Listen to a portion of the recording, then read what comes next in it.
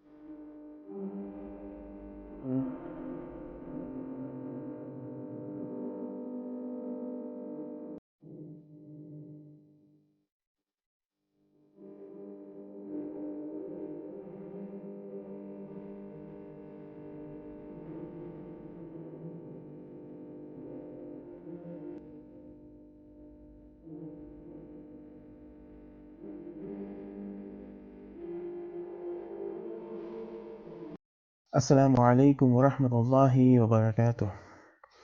اعوذ باللہ من الشیطان الرجیم، بسم اللہ الرحمن الرحیم۔ رب اشرح لی صدری ویسر لی امری واحلل عقدۃ من لسانی یفقہوا قولی۔ کافروں کا جو یہ کہنا تھا اس وقت، جو مشرکین عرب تھے، ان کا یہ کہنا تھا کہ کیا اس طریقے سے نبی اکرم صلی اللہ علیہ وسلم کی جو دعوت تھی، یعنی کہ نبی اکرم صلی اللہ علیہ وسلم جو ان کے درمیان بیٹھ کر کے ان کو جو دین سکھا رہے تھے، ان کو دین کی طرف بلا رہے تھے، ان سب کے باوجود بھی وہ لوگ نہیں آ رہے تھے، حتیٰ کہ نبی اکرم صلی اللہ علیہ وسلم کے ساتھ بھی جو ہے کچھ ایسا معاملہ ہو رہا تھا، یعنی کہ اللہ کی طرف سے آزمائش کا معاملہ، یعنی کہ وہ نبی ہے تو نبی ہونے کے ساتھ ساتھ وہ انسان بھی ہے، اور جب انسانوں میں جب نبی ہے تو نبیوں کا جو ہے عام انسانوں سے زیادہ، عام مسلمانوں سے زیادہ سخت ان کی آزمائش ہوتی ہے، اور آزمانے کا مطلب یہ ہوتا ہے کہ ان کو مضبوطی دینا ہے، تاکہ اس آزمائش سے گزرنے کے بعد جو ہے انسان مزید اور زیادہ مضبوط ہو جائے۔ تو نبی کریم صلی اللہ علیہ وسلم کے ساتھ بھی معاملہ وہی ہو رہا تھا، ان کی بیٹیاں زندہ بچی رہ گئی تھیں، اور ان کے بیٹے جو ہے وفات پا رہے تھے، اور وہ جو ہے اس بات سے بہت غمگین ہوا کرتے تھے، اور اسی چیز کو ایشو بنا کر کے، اسی کو بہانہ بنا کر کے مشرکین عرب جو ہے یہ کہا کرتے تھے تو یہ تو ابتر ہے، یہ تو کٹا ہوا ہے، یعنی کہ اس کی نسل اب آگے نہیں بڑھنے والی ہے، کیونکہ لوگوں کی نظر میں تو بیٹوں سے ہی نسل آگے بڑھتی ہے، بیٹیوں سے نہیں۔ اور وہ یہی کہتے تھے ہم تو اپنی بیٹیوں کو مار دیتے ہیں مگر اپنے بیٹوں کو زندہ رکھتے ہیں، مگر اللہ تعالیٰ نے تو اس کے بیٹوں کو ہی مار دیا اور اس کی بیٹیوں کو زندہ رکھ دیا۔ تو اسی سے صاف پتہ چلتا ہے کہ کون سیدھے راستے پہ ہے اور کون غلط راستے پہ ہے۔ تو وہ اس طریقے سے جو ہے اپنے آپ کو صحیح ثابت کرنے کی کوشش کر رہے تھے۔ تو یہ ان کی طرف سے جرأت ایسی تھی، اور کہتے تھے کہ ہم نے تمہاری اتنی زیادہ بے عزتی کی ہے، اللہ کی طرف سے ہمارے اوپر عذاب آنا چاہیے، اللہ کی طرف سے جو ہے ہمارے اوپر لعنتیں برسنی چاہیے۔ وہ کہاں ہیں؟ تم لوگ نوح کے بارے میں بتاتے ہو علیہ السلام، اور اسی طریقے سے ہود کے بارے میں تم بتاتے ہو، اور اسی طریقے سے باقی انبیاء کے جو ہے ماننے والوں کے بارے میں تم بتاتے ہو، انہوں نے نبیوں کا انکار کیا تو ان کے ساتھ کیا ہوا، اس طریقے سے تم باتیں بتاتے ہو، مگر یہ معاملہ کیا ہو رہا ہے کہ یہاں پہ ہم تمہاری اتنی بے عزتی کر رہے ہیں، تمہاری شان میں جو ہے گستاخی کے اوپر گستاخی کیے جا رہے ہیں، مگر تمہارا رب تمہارا ساتھ نہیں دے رہا ہے، ایسا کیوں ہو رہا ہے؟ اور اس کے بعد وہ یہ کہتے تھے کہ اگر یہ قرآن صحیح ہے، اگر یہ قرآن رب کی طرف سے ہے، اے رب، اے اس کو بھیجنے والے، اگر یہ کتاب تیری طرف سے ہے تو ہم اس کا انکار کرتے ہیں، ہم اس کو ماننے سے انکار کرتے ہیں، ہم پر عذاب بھیج۔ اس طریقے سے وہ لوگ جو ہے چیلنج کیا کرتے تھے، اس طریقے سے ان کے اندر جو ان کے لیڈر تھے مشرکین کے، وہ یہ چیلنج کیا کرتے تھے کہ اگر یہ کتاب واقعی میں سچ ہے تو ہمارے اوپر عذاب آنا چاہیے۔ مگر قرآن کی دوسری جگہ پہ اللہ تعالیٰ نے اس بات سے انکار کر دیا کہ یہ کہا کہ جب تک نبی اکرم صلی اللہ علیہ وسلم بذات خود موجود ہے یہاں پر، اس وجہ سے ہم جو ہے ان کے اوپر ایسا عذاب نہیں لائیں گے۔ تو وہ اللہ تعالیٰ کا وعدہ تھا کہ اللہ تعالیٰ نے جو ہے ایسے عذاب سے ان کو بچائے رکھا تھا، اور نبی اکرم صلی اللہ علیہ وسلم کی بھی حفاظت فرمائی تھی۔ مگر ان کے انہی چیلنجوں کو جو ہے اللہ تعالیٰ اب اس دوسرے انداز میں یہاں بیان کر رہا ہے۔ امنتم من فی السماء ان یخسف بکم الارض فاذا ہی تمور۔ تو اب اللہ تعالیٰ کا یہاں کہنا ہے کہ کیا تم اس بات سے مطمئن ہو، کیا تمہیں اطمینان ہے اس بات سے کہ اللہ تعالیٰ جو تم جس زمین پر کھڑے ہو اس زمین کو تمہارے ساتھ ہی دھسا دے، کہ اللہ جو ہے ایسا نہیں کرے گا؟ تمہیں ایسا لگتا ہے؟ وہی زمین ہے جسے اللہ تعالیٰ نے تم لوگوں کے لیے جو ہے ہموار کیا تھا، یہی وہ زمین ہے جسے اللہ تعالیٰ نے تم لوگوں کے لیے اس کے نیچر سے بدل کر کے رکھ دیا تھا، اس کا نیچر ہلنا ہے، مگر تم لوگوں کو یہاں رہائش کے لیے اللہ تعالیٰ نے، تم لوگوں کے یہاں رہنے کے لیے، زندگی گزارنے کے لیے اللہ تعالیٰ نے اسے جو ہے سکون عطا کیا، اسے نہیں ہلنے کا جو ہے حکم دیا ہے۔ اللہ چاہے تو اس حکم کو ہٹا کر کے اس کو پھر ہلانا شروع کر دے، فَإِذَا هِيَ تَمُورُ، تو وہ تم لوگوں کو لے کر کے ہلے گا اور تم لوگ اس کے اندر چلے جاؤ گے، دھس جاؤ گے، اور تم لوگوں کو جو ہے تم لوگوں کا نام و نشان مٹ جائے گا، کیونکہ اس کے بعد اگلی بستی وہاں پہ بسنا شروع ہو جائے گی۔ ہمیں نہیں پتا کہ ہمارے 30 فیٹ زمین کے نیچے جو ہے کوئی بستی تھی یا نہیں۔ آج ہو سکتا ہے جس جگہ مال ہے اس جگہ پہ جو ہے پہلے کوئی ایسا عذاب آیا ہو جہاں پہ جو ہے اللہ تعالیٰ نے وہاں بستی والوں کو جو ہے زمین کے بھیتر دھسا دیا ہو، اور بعد میں جو ہے پھر زمین لیول میں آ کر کے ابھی ہم لوگ وہاں پھر ابھی رہائش کر رہے ہیں۔ ہو سکتا ہے کہ ایسا معاملہ اللہ تعالیٰ کر دے۔ کیا تم لوگ اس بات سے اطمینان میں ہو؟ یعنی کہ کیا تمہیں ڈر نہیں لگتا کہ اللہ تعالیٰ تمہارے ساتھ ایسا کر سکتا ہے؟ ام امنتم من فی السماء ان یرسل علیکم حاصبا، یا تم لوگ اس بات سے جو ہے سکون میں ہو، یعنی کہ تمہیں اس بات کا بھی ڈر نہیں ہے کہ اللہ تعالیٰ تم لوگوں کے اوپر آسمان سے آفت بھیجے۔ اب یہاں آفت کا مطلب دو چیزیں ہو سکتی ہیں، حاصبہ لفظ استعمال ہوا ہے، ایک یہ ہے کہ پتھروں سے بھرا ہوا جو آندھی ہوتا ہے وہ آندھی کو بھیجے، یا پھر جو ہے وبائی مرض بھیجے آسمان سے کہ جس کی وجہ سے زیادہ سے زیادہ لوگ جو ہے ہلاک ہو جائیں۔ کیا فکر نہیں ہے کہ اللہ تعالیٰ تمہارے ساتھ ایسا بھی کر سکتا ہے؟ ام امنتم من فی السماء، جو آسمان میں ہے کیا تمہارے ساتھ ایسا کر سکتا ہے؟ تمہیں ڈر نہیں لگتا اس بارے میں؟ تو فَسَتَعْلَمُونَ كَيْفَ نَذِيرٌ، اگر اللہ تعالیٰ نے ایسا کر دیا تو تمہیں پتہ چل جائے گا کہ جو ہے میرا ڈرانا کیسا ہے۔ اس میں ہم لوگوں کے لیے بھی ایک عبرت ہے، یعنی کہ یہ جو نیچرل ڈیزاسٹر کہا جاتا ہے، اس کو ہم لوگ یہاں جو ہے اس کو نیچرل ڈیزاسٹر کہا جاتا ہے، جس میں انسان کا بس نہیں ہوتا، زلزلہ آنا، آندھی کا آنا، اسی طریقے سے دیگر جو ہے سونامی کا آنا، ان سب چیزوں میں جو ہے انسان کا بس نہیں چلتا۔ مگر اللہ تعالیٰ کا فرمانا یہاں یہ ہے کہ تم لوگوں کے عمل کی وجہ سے میں تم لوگوں کے ساتھ ایسا کر سکتا ہوں۔ اس بات کی طرف اشارہ جو ہے اللہ کے رسول علیہ الصلوۃ والسلام نے اس انداز سے کیا کہ ہم جب کوئی برا کام کرتے ہیں اپنی پرسنل لائف میں، اپنی زندگی میں، یعنی کہ ہم لوگ ذاتی زندگی میں، یعنی کہ ہم لوگوں نے سماج کے اندر برائی نہیں پھیلائی ہے، ہم لوگ اپنی ذاتی زندگی میں تنہائی میں اگر کوئی گناہ کر رہے ہیں تو اس کا برا اثر جو ہے ہماری اس دنیا میں بھی پڑتا ہے۔ یہ نبی کریم صلی اللہ علیہ وسلم نے فرمایا، اور صحابہ کرام فرمایا کرتے تھے کہ ہم جو ہے ہماری گناہ کا اس طریقے سے پتہ لگاتے تھے کہ جب ہمارا اونٹ جو ہے وہ عام حرکت کے علاوہ کوئی ایسی حرکت کرتا جسے دیکھ کر کے ہمیں لگتا کہ یہ جو ہے ہم لوگوں نے جو ہے کوئی گناہ کیا ہے، یعنی کہ اونٹ کی حرکت کو دیکھ کر کے وہ سمجھ جاتے تھے کہ ہم نے جو ہے اللہ کی شان میں کوئی گستاخی کی ہے اور ہم لوگوں نے جو ہے کوئی گناہ کا کام کیا ہے۔ اس وجہ سے اونٹ جو ہے اللہ کے حکم سے جتنا ایزیلی میرے وش میں تھا، آج وہ میرے وش میں نہیں ہے، یعنی کہ تمام چیزوں کو اللہ تعالیٰ نے ہمارے وش میں کیا ہے، کوئی بھی چیز ہمارے وش میں نہیں ہے۔ اگر کوئی اونٹ کو ہمارے وش میں کیا ہے تو وہ اللہ تعالیٰ نے، اسی طریقے سے سواری سادھن کو اللہ تعالیٰ نے اگر وش میں کیا ہے تو وہ اللہ نے، اسی طریقے سے زمین کو وش میں کیا ہے تو اللہ نے، اور اس موسموں کو وش میں کیا ہے تو اللہ تعالیٰ نے، باقی جانوروں کو وش میں کیا ہے تو وہ اللہ تعالیٰ نے کیا ہے، وہ خود ہمارا نہیں ہے۔ اگر مان لیجئے ہم لوگوں کی طرف جو اس کا لگاؤ ہوتا ہے جانوروں کو یا باہر کی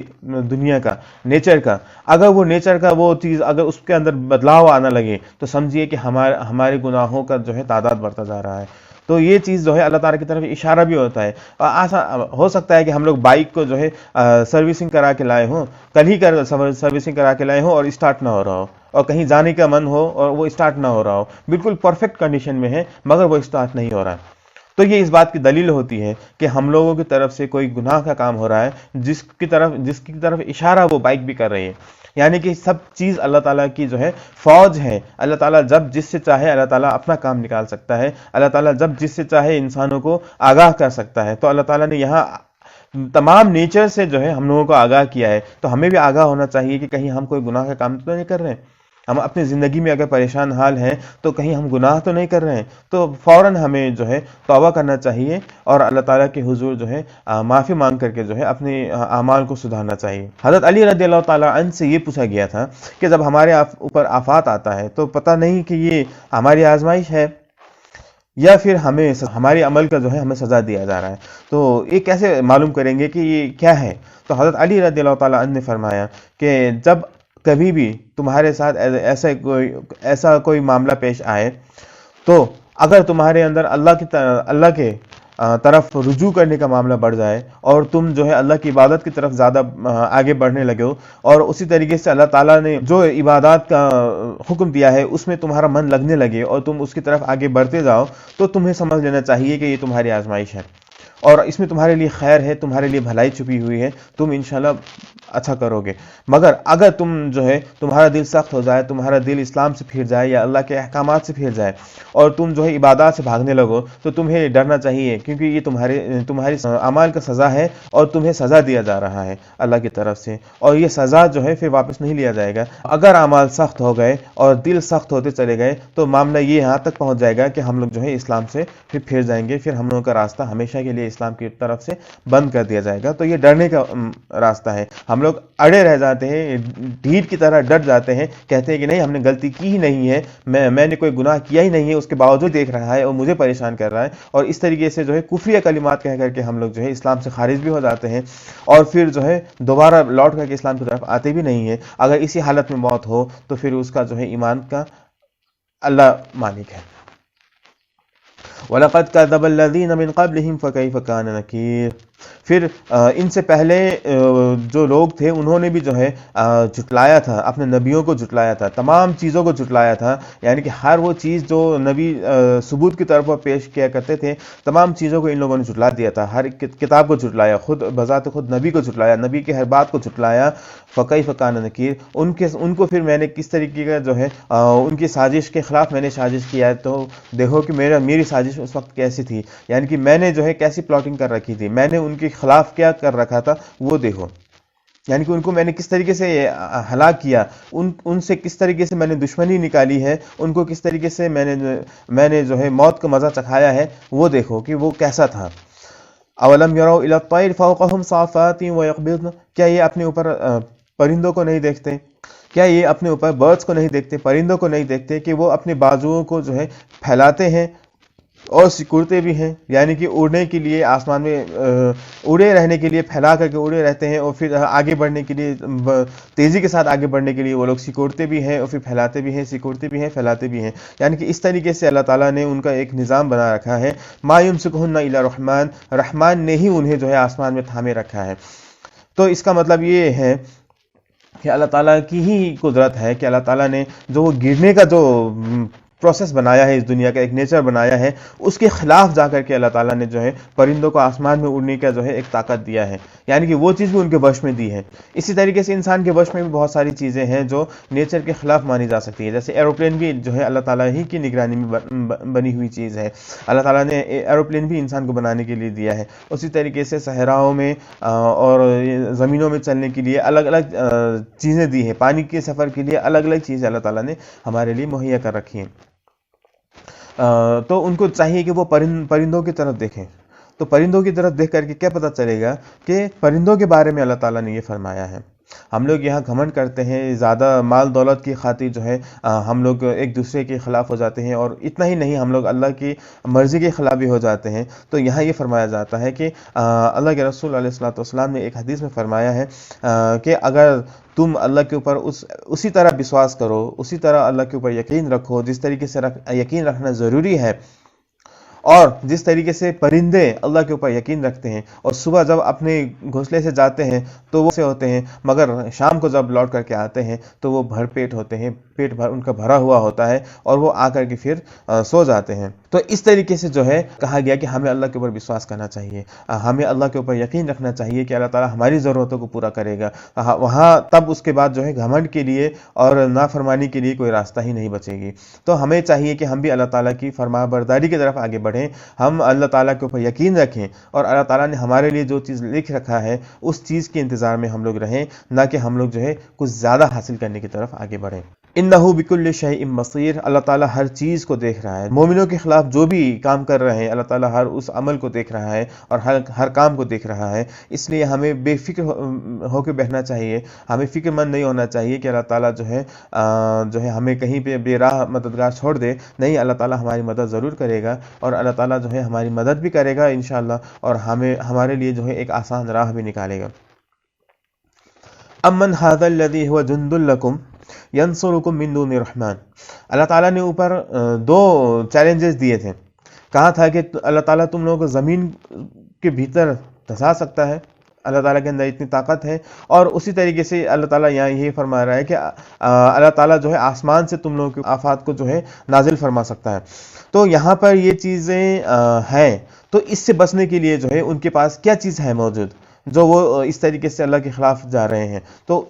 اس بات کی طرف یہاں اشارہ کیا جا رہا ہے کہ امن ھذا الذی ھو جند لکم ینصرکم من دون الرحمن، کیا ان کے پاس فوج ہے، کیا ان کے پاس فوج موجود ہے جو اللہ تعالیٰ کے خلاف ان کی مدد کرے، اور اللہ تعالیٰ جو آفات بھیجے تو اس کے خلاف یہ لوگ کھڑے ہو کر کے جو ہے اللہ تعالیٰ کے سے اللہ تعالیٰ کے عذاب سے، اللہ تعالیٰ کی پنشمنٹ سے ان کو بچائے؟ کیا ان کے پاس فوج موجود ہے؟